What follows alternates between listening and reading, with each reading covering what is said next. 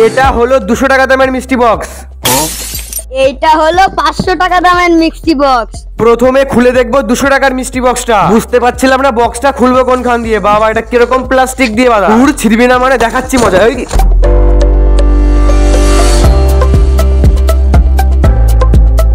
তো গাইজ 1 2 3 এর ভিতরে এটা কি লাল কালারের। এবার বুঝতে পারলাম জিনিসপত্র রাখার তা। এটাকে এইভাবে সেটআপ করে জিনিসপত্র রাখতে হয়। এটা আমার কোনো দরকার নেই, পুরো ফালতু। এবার খুলবো 500 টাকা দামের মিষ্টি বক্স। এটা কোন দিক দিয়ে খুলবো? এই ও ছাতা মা খোলাই যাচ্ছে না।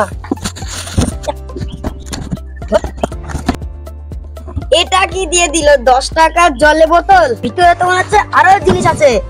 ওয়াও, পাউডার, অনেক কাজের জিনিস। এমা বক্সের ভিতরে আরেকটা বক্স দেখি ছিড়ে।